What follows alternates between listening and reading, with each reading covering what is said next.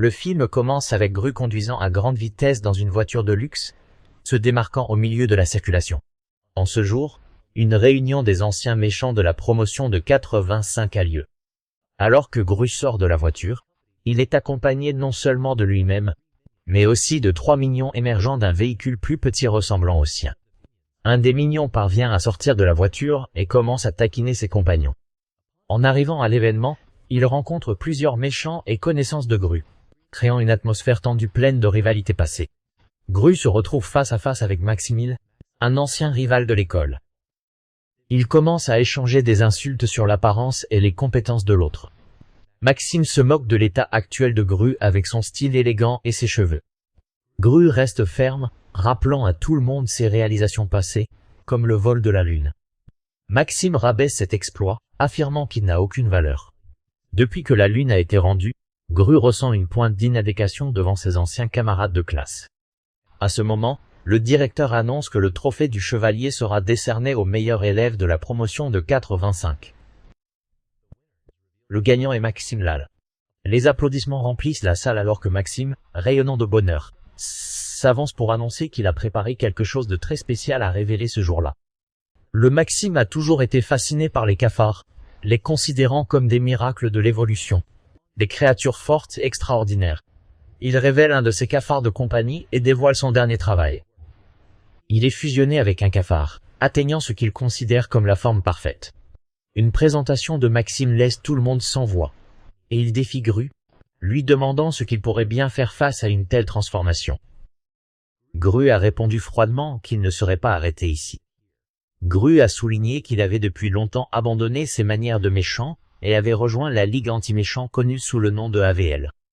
Gru a engagé Maxime dans une bataille féroce en brandissant un pistolet lanceur de cristaux. Mais le corps de Maxime, amélioré par des cafards, s'est avéré incroyablement puissant. Gru a appelé les agents de l'AVL en renfort. Mais même avec leur soutien, l'agilité et la force supérieure de Maxime lui ont permis de les vaincre sans effort. Dans un moment de distraction, Gru a capturé Maxime alors qu'il était en train d'être arrêté. Gru l'a raillé triomphalement.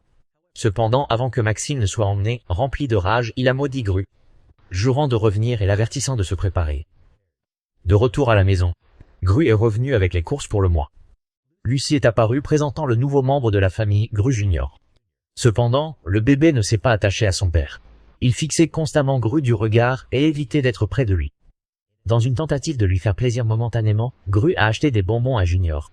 Mais le bébé n'a pas aimé le goût. Pour essayer de détendre l'atmosphère, Gru lui a menti en prétendant que les bonbons étaient délicieux.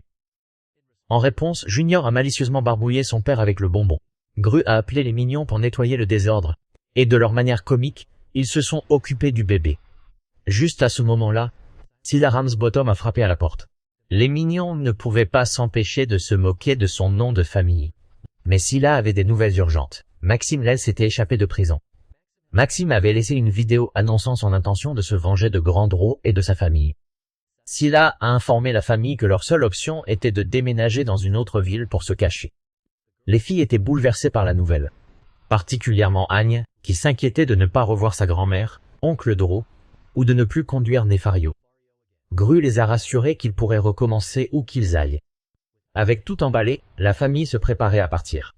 Pendant le voyage, Ramsbottom a mentionné qu'ils se dirigeaient vers Mayflower, un endroit extrêmement ennuyeux où ils avaient peu de chances d'être trouvés. Agne a exprimé son inquiétude de manquer ses proches, tandis que l'ancienne armée de mignons de Gru voyageait joyeusement avec eux. Dans le bus, les mignons ont irrité le chauffeur, Karl, qui a finalement craqué et leur a ordonné de se taire. Karl prétendait être un ancien agent de l'ADL et a averti les mignons de se comporter correctement s'ils ne voulaient pas voir son côté obscur. Ignorant ces menaces, les mignons ont continué leur pitrerie, aux installations de l'AVL. Les mignons ont collaboré avec Scylla sur un projet secret. Ce projet a transformé 5 mignons en méga mignons dotés de super pouvoirs. Le plan a réussi, et maintenant 5 méga mignons étaient prêts pour des missions. Ils ont démontré leur pouvoir en essayant de sauver des gens dans les rues, montrant ainsi leur capacité unique, dans le style typique des mignons. Scylla leur dit qu'ils ont échoué. Et pour l'instant, le projet méga mignon sera annulé. Pendant ce temps, Maxime et sa petite amie Valentina intensifient leur recherche de Gru. Maxime révèle pourquoi il nourrit une haine si profonde envers Gru. Cela remonte à leur enfance, lorsqu'ils ont tous deux participé à un concours de talent. Gru, qui a volé la chanson que Maxime allait interpréter, laissant Maxime rempli de ressentiment et d'un vœu de vengeance. De retour à Mayflower, Gru et sa famille essaient de s'adapter à leur nouvelle vie. Ils rencontrent Poppy, la fille des voisins, qui découvre la véritable identité de Gru et le fait chanter. Elle veut l'aide de Gru pour devenir une méchante comme lui, alors elle le persuade de l'aider à voler l'animal de compagnie de son ancienne école. Gru et Poppy parviennent à s'infiltrer dans l'école des méchants et atteignent le bureau du principal. La vieille dame se rend compte que des intrus sont présents, et essaie de les capturer, mais ils l'évitent habilement et réussissent à voler l'animal de compagnie après de nombreuses difficultés. Pendant ce temps, Lucy se lance dans sa propre aventure, essayant de travailler comme styliste, malgré son manque d'expérience. Et avoir accidentellement brûlé les cheveux d'une cliente, elle démissionne par embarras. Quelques jours plus tard, le client mécontent cherche à se venger et poursuit Lucy à travers un supermarché. Mais Lucy s'échappe de justesse. La directrice de l'école finit par localiser la maison de Gru et arrive pour récupérer son animal de compagnie. Elle informe également Maxime Lol de l'endroit où se trouve Gru, les incitant à lancer une attaque conjointe. Il confronte Gru chez lui, déclenchant une bataille chaotique à l'intérieur. Maxime profite de la confusion pour kidnapper le jeune Gru. Désespéré de sauver son fils, Gru poursuit Maxime avec l'aide de Poppy, menant à l'affrontement final sur un chantier.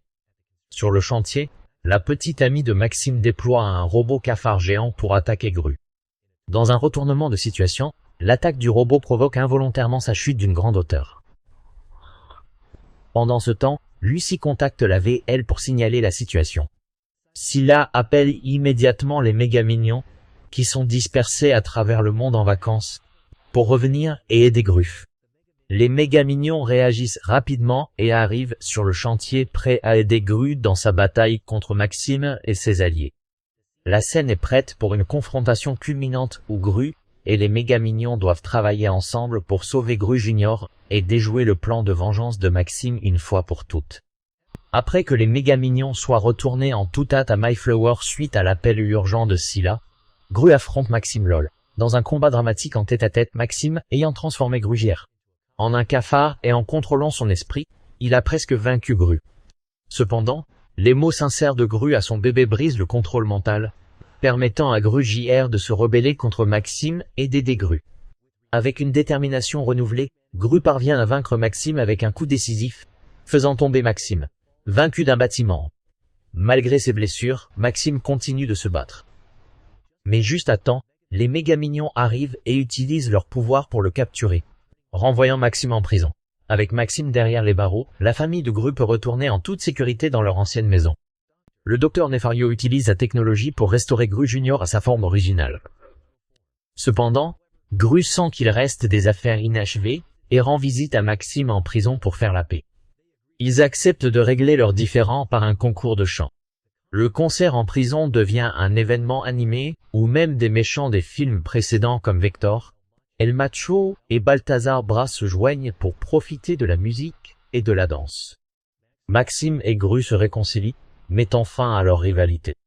Le film se termine avec la famille de Gru profitant d'une vie paisible dans leur nouvelle maison, sachant qu'ils peuvent affronter n'importe quel défi grâce au soutien et à l'amour de leur famille et des mignons.